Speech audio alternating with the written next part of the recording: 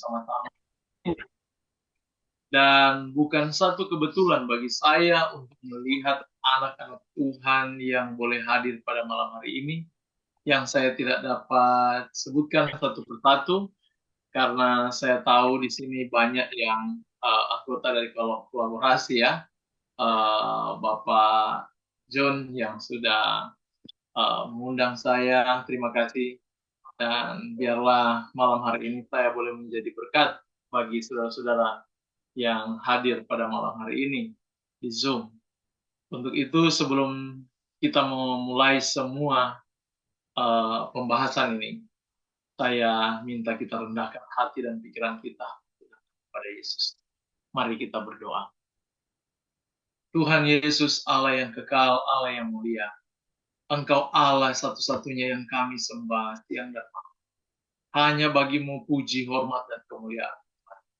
Di sini hamba-Mu yang Engkau boleh utus untuk boleh menjadi perpanjangan lidah Tuhan.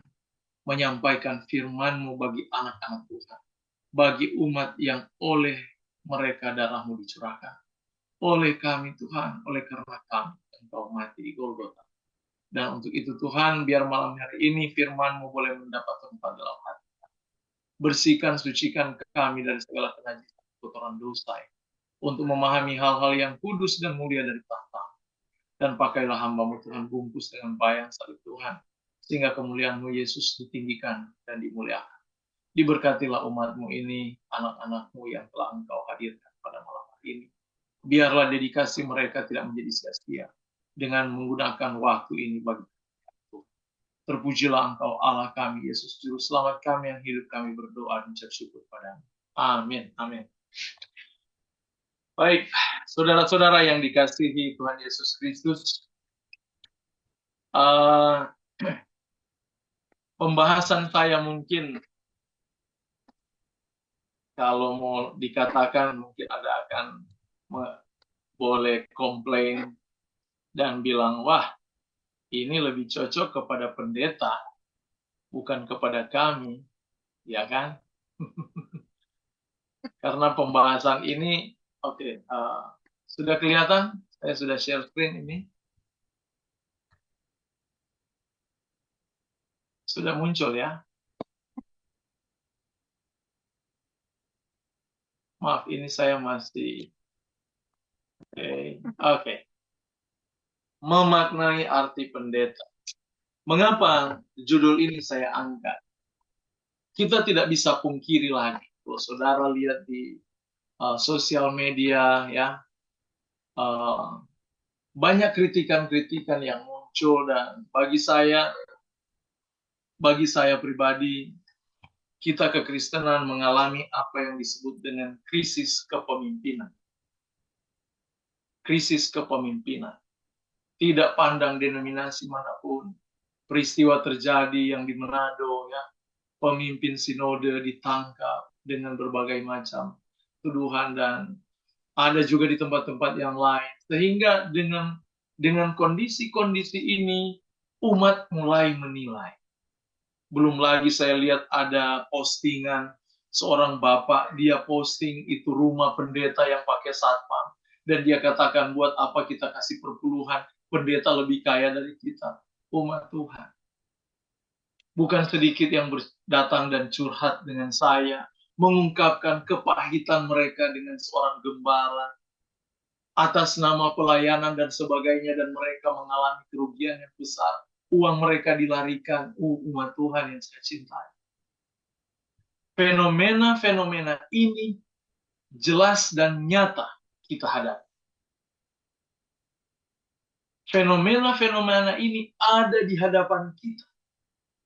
Makanya judul ini saya angkat untuk kita boleh paham sedikit, baik secara umat ataupun secara sebagai umat ataupun sebagai gembala, sebagai pendeta. Dan saya waktu mempelajari ini, saya mulai dalami dalam hati saya. Saya mulai berpikir dengan jelas. Saya mulai berkomunikasi dengan Tuhan Yesus saya yang telah mencintai saya. Saya komunikasi dengan Dia untuk memastikan Apakah benar saya Tuhan panggil untuk pelayanan ini? Dan saya tetap berdoa sementara melayani. Dan umat Tuhan yang saya cintai, judul ini kalau kita dalami, kita maknai, ini sangat bermanfaat bagi kehidupan kita, baik secara umat ataupun secara pemimpin umat, lebih khusus secara gereja. Di dalam Titus 1 ayat 7-9, dia katakan, sebab sebagai pengatur rumah Allah seorang penilik jemaat harus tidak bercacat, tidak angkuh, bukan pemberang, bukan peminum, bukan pemaaf, tidak serakah, melainkan suka memberi tumpangan, suka yang baik, bijaksana, adil, saleh, dapat menguasai diri, berpegang pada perkataan yang benar, yang sesuai dengan ajaran yang sehat, supaya ia sanggup menasihati orang berdasarkan ajaran itu, dan sanggup meyakinkan penentang-penentang. Banyak penentang, tapi bagaimana kita bisa menghadapi mereka kalau hidup kita bercacat?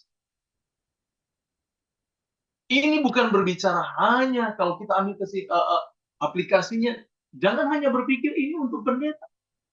Ingat Paulus di dalam surat yang lain dalam kitab Korintus, dia katakan, saudara ini dan saya sebagai Injil yang dibaca. Saya ingat dulu dosen saya, dia bilang begini, kita ini, saudara, engkau jadi pendeta, engkau bagaikan ikan di dalam akuarium, dilihat dari segala sisi. Saya berpikir dengan logika saya, kalau masa itu hanya pendeta, terus apa gunanya orang Kristen? Kita orang Kristen itu dipandang dari segala sisi. Sebagaimana ikan di dalam akuarium dapat dilihat dari atas, bawah, sebelah kanan, kiri, depan, belakang, semuanya. Tidak ada yang tersembunyi. Itu akan dilihat. Dan lebih enak untuk disoroti kekurangan-kekurangan mereka. Enak menjadi pembahasan viral di dalam Facebook, di dalam medsos, dan sebagainya. Itulah mengapa Tuhan ingin supaya kita menjaga integritas kita sebagai orang Kristen. Saya ingin datang dulu pada latar belakang pendeta, supaya kita mengerti dulu. Dan semoga ini boleh bermanfaat bagi saudara, baik sebagai pendeta atau sebagai umat. Kata pendeta ini sebenarnya dari kata Sanskerta ya, pendeta, dari katanya pandita sebenarnya. Orang Batak ini sering bilang itu pandita. Saya bilang ini orang Batak, bahasanya panggilan pandita ini nggak hilang, karena memang pandita. Itu bahasa Sanskerta itu. Pandita itu artinya orang bijak, cendekiawan, guru rohani, ahli agama. Di dalam konteks orang India sebagai paham Hinduisme, pandita itu adalah seorang suci atau yang bijak. Jadi ketika kekristenan masuk ke Indonesia, bahasa ini dipadankan dengan pastor atau minister sebagai pemimpin atau pengajar rohani. Mereka ini menjadi sosok, tapi lebih kepada pengajarannya yang dilihat. Nah, dalam perjanjian lama, istilah ini sebenarnya dalam bahasa Ibrani itu kohen. Fungsinya sebagai pemimpin agama. Mirip dengan kata pandita tadi di dalam konteks orang India. Makanya kalau bilang pendeta itu bisa orang Buddha, Hindu, orang Kristen. Mereka bisa dipanggil pendeta. Makanya saudara lihat kalau di sini saya gunakan kata rev, gitu kan, RIV, James Situmorang. Saya tidak gunakan kata pastor sementara. Karena kalau rev itu reverend artinya rohaniawan, orang yang dijadikan rohani. Kalau pastor langsung straight, langsung kepada pendeta. Tapi kalau reverence itu seorang rohaniawan. Beda dengan evangelis. Ya. Nah, di dalam konsep orang Ibrani untuk kata kohen itu biasa imam, diterjemahkan langsung menjadi imam. Jadi mereka ini sebagai pemimpin agama yang melayani bayi atau rumah Allah dan sebagainya. Mereka itu dikenal sebagai pemuka agama ya. Dan juga yang lain istilah pendeta dalam bahasa Ibrani untuk istilahnya doang ya. Seringkali disebut dengan navi. nabi atau nabi yang kita tahu, yang fungsinya sebagai juru bicara Tuhan, pengajar dan penuntun umat. Mereka itu mendapat ilham dari Tuhan, langsung menjadi juru kabar, juru bicara Tuhan. Dan kata yang lain itu roeh, roeh atau ra'ah. Ya kalau bilang ra'ah juga itu pelihat ya. Yang diterjemahkan roeh itu gembala. Kata kerja dasarnya adalah ra'ah, itu yang tercatat di dalam Alkitab kita ya. Untuk roeh gembala, tapi ketika dia menjadi dia punya kata kerja dasarnya itu ra'ah atau ke akar katanya ra'ah, artinya itu menggembalakan atau memberi makan atau memelihara dan menuntun. Jadi kita sudah bisa melihat sosok integritas seorang pendeta itu ada di mana. Saudara, sosok sebagai seorang apa namanya penatua jemaat itu ada di mana. Kita itu bukan mencari untung. Makanya kalau ada hati mencari untung kepada jemaat, itu tidak layak untuk disebut pendeta atau pandita, atau kohen, atau ro'ah dalam bahasa Ibrani-nya.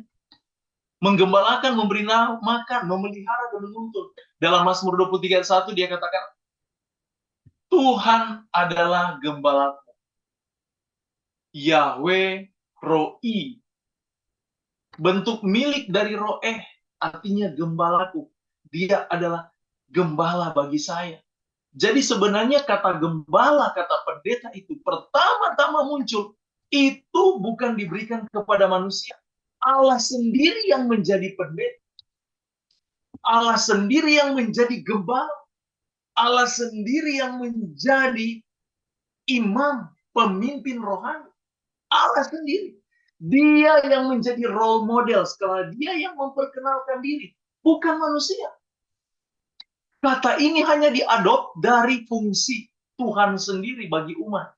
Saudara lihat, ketika dia muncul di Alkitab, Allah itu sebagai gembala. Yeremia 3:15, kata gembala di sana sebagai rohim yang boleh diartikan sebagai imam, nabi, raja, atau guru.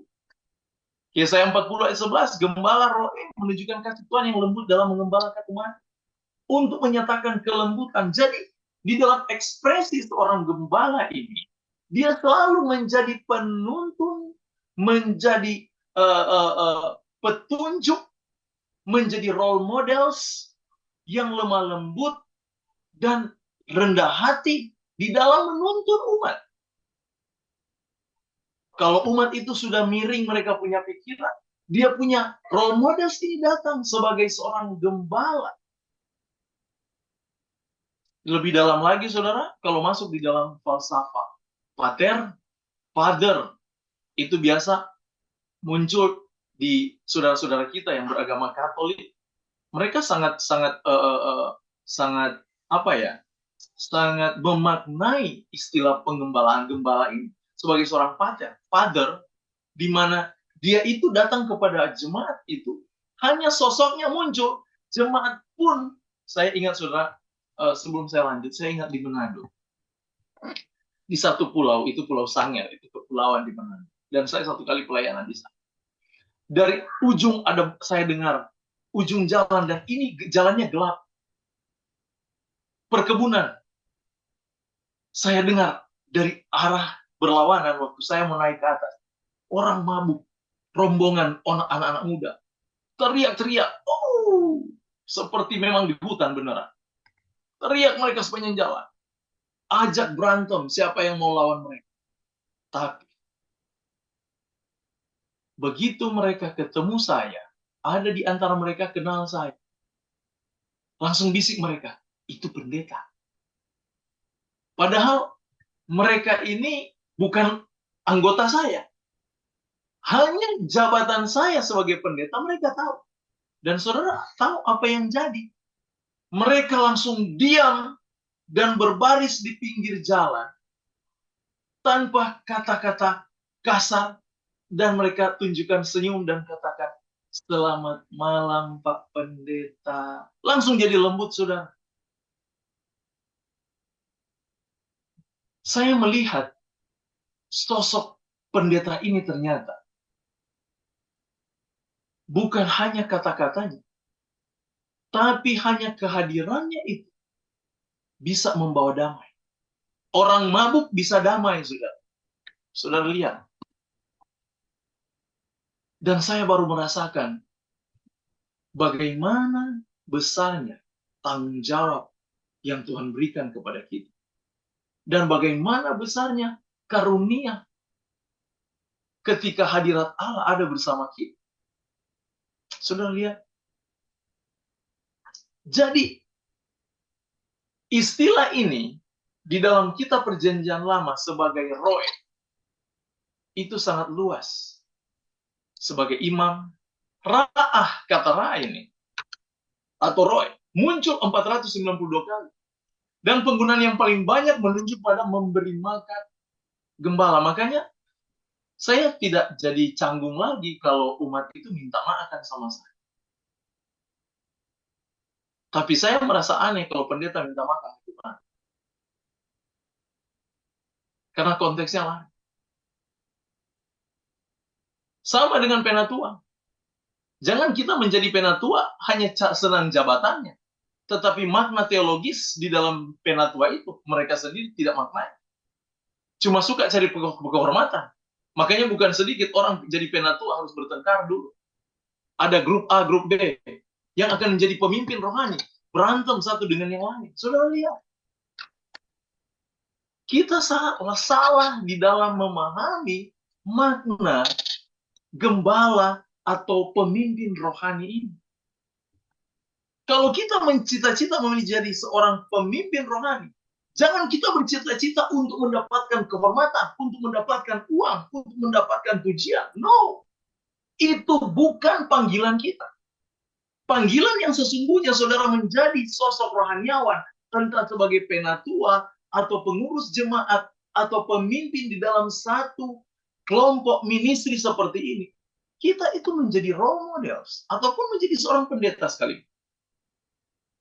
Dan tujuan utama kita itu dipanggil untuk memberi makan.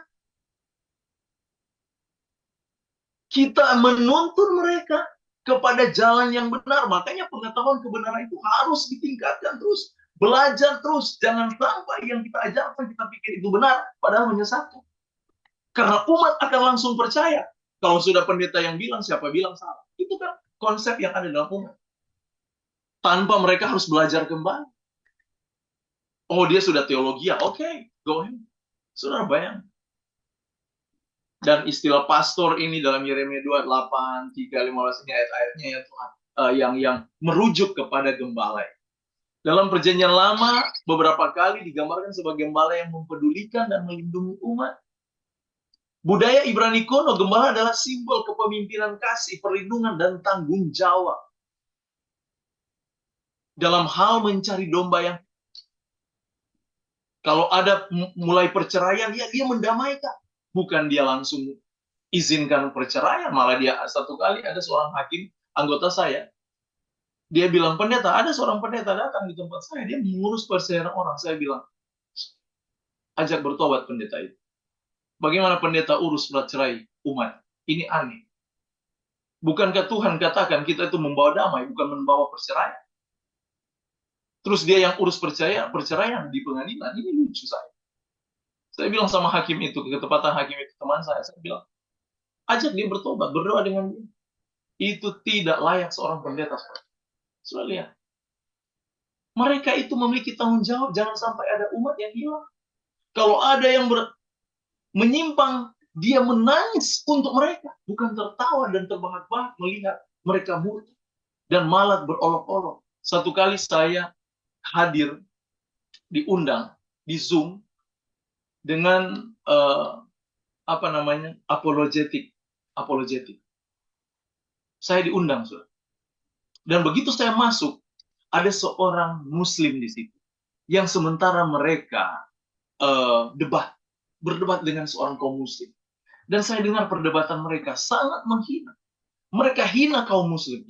Saya minta maaf menggunakan bahasa ini. Saudara kita, ya, mereka hina dengan bahasa ya katanya apa itu. Akhirnya saudara, Hanya beberapa menit, saudara kita ini yang kaum muslim ini, dia langsung left, meninggalkan ruangan itu. Dan tinggallah kita di dalam apologetik. Dan saya katakan sama mereka, saudara pikir saudara menang. Dan mereka tadinya ketawa, gejek-gejekan. Saya bilang, saudara gagal. Seorang apologetik bukan memenangkan teori, tapi memenangkan hati. Kalian gagal untuk memenangkan hatinya. Dia meninggalkan dengan makian terhadap. Itu bukan apologetik sejati. Apologetik bukan menghina ajaran orang, tapi menuntun dengan rendah hati untuk memberikan orang pengertian yang jelas. Kalau dia belum mengerti, kita berdoa dengan air mata. Itulah seorang apologetik. Dia memiliki kesanggupan untuk memenangkan jiwa, memenangkan hati kepada Kristus, bukan menghina doktrin-doktrin orang. Merasa dogmanya lebih benar daripada yang lain. Dia lupa kita semua manusia di dunia hanya belajar dari apa yang sudah lihat.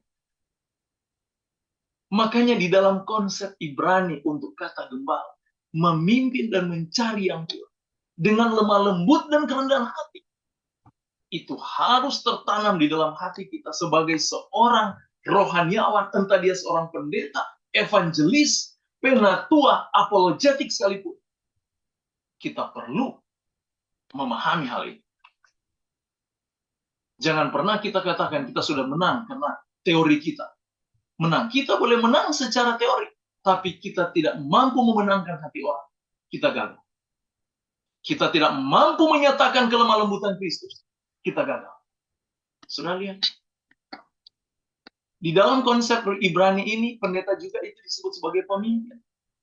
Ini contohnya untuk kata pemimpin. Ini ayat-ayat. Dan Yeremia 23 ayat 2, dia katakan terhadap para gembala yang menggembalakan bangsa. Ungkapan di mana Tuhan memberikan mandat kepada hamba-hambanya. Gembala itu menjadi pemimpin untuk umat, mewakili Tuhan di atas dunia ini. Makanya kenapa seorang pemimpin rohani harus diurat, anointing, inaugurasi, karena dia membawa misi, dia menjaga doktrin, dia itu penjaga kebenaran, penjaga dan membawa salib Kristus. Itulah mereka. Dan di dalam perjanjian baru, kata itu muncul dengan kata poimen, yang berarti kata pastor ya. Poimen, yang juga diartikan sebagai gembala. Ada 18 kali dalam perjanjian baru dia ungkapkan. Ungkapan kata poimen ini. Sebagai gembala, pastor, pemimpin. Ya. Dan kalau di dalam Efesus 4:11, saudara boleh baca sendiri. Mereka itu sebagai gembala, pengajar-pengajar. Dan juga Yesus, dia umpamakan sebagai seorang gembala. Dia muncul dengan kata poimen ini. Poimon hokalos, akulah gembala yang baik. Mengungkapkan pemimpin ilahi yang melindungi dan menebus umat. Jadi, role model kita itu, atau contoh yang harus kita lihat, itu kepada Yesus. Bagaimana Yesus memenangkan hati orang Farisi yang tergarap tengkuk, memenangkan hati orang Farisi yang suka menghinanya, sampai di atas salib seorang prajurit yang ganas pun bisa bertobat, bisa menyatakan mungkinkah dia ini. Saudara, jadi seorang pemimpin rohani, dia itu akan tetap setia sampai mati. Kesetiaannya adalah dia tidak dapat terpisah dari karakter lemah lembut dan kasih pengampunan. Itu tidak terpisah. Jangan dia nanti kalau karena dia integritas namanya, karena dia seorang pendeta, jadi dia ya senyum pada jemaat, tapi di rumah istrinya dihajar mati-matian. Atau seorang ibu, seorang pendeta di rumah suaminya diomel-omelin terus. Saudara, kita dipanggil bukan menjadi orang munafik. Kita dipanggil, entah saudara itu dipanggil sebagai pemimpin rohani dalam bentuk apapun. Kita punya tanggung jawab besar. Pengertian dalam bahasa Yunani yang lain itu sebagai presbiteros. Presbiteros itu sebagai penatua. Jadi dia pemimpin rohani, gembala hanya untuk satu gereja lokal. Presbiteros. Dan untuk yang umum yang lebih luas itu yang disebut dengan episkopos. Dengan tugas mereka sama sebenarnya. Mereka itu penuntun, penjaga, pengayomi. Jadi kalau memang saya sering katakan ini, kita harus sadari ya, kita umat anak-anak Tuhan. Sosok rohaniawan, entah pendeta, evangelis, misioneri, apalagi reverence, atau apa saja yang kita gunakan, ya, pastor, dan sebagainya. Kita itu tidak lebih dari tempat sampah. Di mana umat maki kita, makanya pendeta itu harus bijak. Kalau masih 40% yang maki pendeta, berarti 60% lebih banyak, 40% ini tidak mengerti. Tapi kalau sudah 60% maki pendeta, pendetanya harus bertobat. Kita bisa paham di situ. Berarti pendeta yang nggak beres. Kalau hanya 40% yang tidak suka dengan pendeta, ada 60% kita bisa paham. Bisa saja 40% tidak mengerti. Tapi kalau lebih dari 50% yang tidak suka dengan kita, mengomeli kita atau menceritakan keburukan, kita perlu bertobat. Jangan pernah ungkapkan, oh karena saya pendeta harus menjadi banyak beban seperti no. Kita harus berani menilai.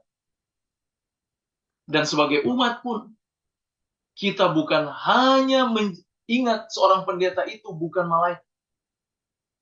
Mereka ini hanyalah alat Tuhan.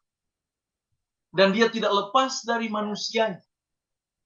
Makanya kalau ada orang yang di dalam kitab Galatia, jelas sekali dalam kitab Galatia, mari buka dengan saya, Galatia pasal 6. Galatia pasal 6, ini ayat yang paling saya senang, dan saya sering ungkapkan ini untuk menjadi pegangan kita sebagai pemimpin-pemimpin rohani, entah kita sebagai jemaat yang rohani, ataupun sebagai pendeta, ataupun sosok rohaniawan. Di dalam kitab Galatia dia katakan begini, kalau kita menegur saudara kita yang jahat, yang berdosa, dia katakan, Galatia 6 ayat 1. Saudara-saudara, kalaupun seseorang kedapatan melakukan suatu pelanggaran, kamu yang rohani, dia nggak bilang kamu pendeta. No, kamu yang rohani, siapapun saudara, apalagi seorang pendeta, apalagi seorang penatua. Dia katakan, harus memimpin orang yang bersalah itu ke jalan yang benar dalam roh apa? Lemah, lembut. Lihat. Makanya lemah lembut itu bukan dibuat-buat, oh karena saya pendeta jadi saya lemah lembut. No. Di depan umat saya lemah lembut. Tidak demikian, saudara. Itu harus menjadi karaktermu yang kelihatan ataupun tidak kelihatan. Karaktermu yang ada di depan jemaat atau di depan keluarga. Sampai dimanapun engkau berada. Itu harus menjadi karakter. Makanya kalau seorang pendeta, jemaat itu 12 kali berdoa, pendeta harus 2 kali lipat. Coba lihat. Di dalam perjanjian lama, ada kualifikasi. Pertama kali muncul sebagai seorang pemimpin rohani. Ini diutarakan oleh mertuanya Musa. Ini kualifikasi, saudara bisa baca dalam Keluaran 18 ayat 21. Dan saya ambil 4 kualifikasi yang dia utarakan di ayat itu. Pertama, dia harus menjadi orang yang takut akan Allah. Takut Allah yang paling utama. Artinya dia harus betul-betul rohani. Dia punya hubungan intim dengan Tuhan. Itu kualifikasi pertama. Yang kedua, dia itu cakap. Punya kemampuan. Saya kasih warna hijau, karena ini 50-50. Tidak perlu dipaksakan. Tapi setidaknya dia punya kemampuan untuk memimpin. Tapi untuk warna merah ini tidak dapat ditawar. Anda itu harus rohani, memiliki integritas rohaniawan. Integritas Kristus yang kita bawa. Anda itu orang yang dapat dipercaya. Jangan boros itu bibir. Diceritain ke sini, diceritain lagi ke sana. Dijelekan sini, dijelekan lagi ke sana. Umat Tuhan. Kita dipanggil untuk membawa damai. Satu kali saya menghadapi 2 kubu. Yang satu benci yang satu. Satu benci yang satu. Tapi kalau saya yang ke sebelah, saya bilang, tahu nggak dia bilang apa sama kalian? Dia cinta sama kalian. Dia begini-begini. Datang sebelah saya sampaikan hal yang sama. Dia cinta kalian. Akhirnya mereka mulai bicaranya jadi menurun dia punya jelek-jelek. Dan itu prinsip yang saya lakukan. Satu kali ada satu rumah tangga, suami istri, sudah mau cerai, sudah buat surat cerai. Sudah mau cerai. Dan waktu mereka datang, saya bilang, tahu nggak saya simpulkan kalian dua-dua ini saling mencintai, tapi sok-sokan. Saya tidak melihat kebencian, karena saya datang ke si A, dia ceritakan yang baik-baik mengenai kamu. Datang ke kamu, di baik-baik. Saudara lihat, kita buat seperti itu. Itu bukan bohong, tapi mungkin mereka punya bahasa jelek 50-60%, tapi bahasa baik 40%. Oh, saya suka itu. Istri saya senang si dia dalam hal ini. Tapi yang begini-begini, yang nama orang benci, dia akan banyak bicara yang jelek-jelek. Tapi setidaknya ada sekian persen, ada baiknya. Saudara ambil sekian persen itu untuk disampaikan ke suaminya, atau dari istrinya dari suaminya ke istrinya, supaya mereka merasa, wah, ternyata kami saling mencintai. Itu tugas kita, integritas kita ada di sana. Kita membawa damai, bukan perpecahan. Dan keempat, tidak tamak. Bukan orang yang senang dengan uang. Dikit-dikit uang. Dikit-dikit uang. Sudah tidak punya beras di rumah. Langsung khotbahnya perpuluhan semua. Satu minggu khotbahnya perpuluhan. Kenapa udah nggak ada beras di rumah? Saya ingat ada satu pendeta, dia curhat. Dia bilang di Zoom ya. Dia bilang, tahu pendeta James, ada seorang pendeta, dia pinjam uang sama saya dan dia bilang begini, Bu, kabar minggu depan saya mau khotbah di gereja ini. Nanti saya ganti karena saya dapat duit dari situ. Bayangkan saudara, dia buat itu pelayanan ajang cari uang. Dia pinjam uang, nanti katanya diganti karena nanti dia mau khotbah di tempat itu. Menakutkan seperti itu. Makanya kualifikasi seorang pemimpin itu dicatat jelas. Dan Roh Kudus yang menginspirasikan Musa untuk mencatat ini. Supaya kita sebagai pemimpin-pemimpin rohani ke depan, kita bisa belajar. Daftar kualifikasi dari orang-orang ini harus memiliki kesalehan, integritas moral, dan keadilan. Tidak dapat ditawar. Ini tugas mereka. Dalam perjanjian baru juga hal yang sama. Waktu mereka mau menggantikan Yudas yang sudah mati, gantung diri murid Yesus, mereka cari kualifikasi yang sama. Dia katakan di sana, pertama itu orang harus rohani.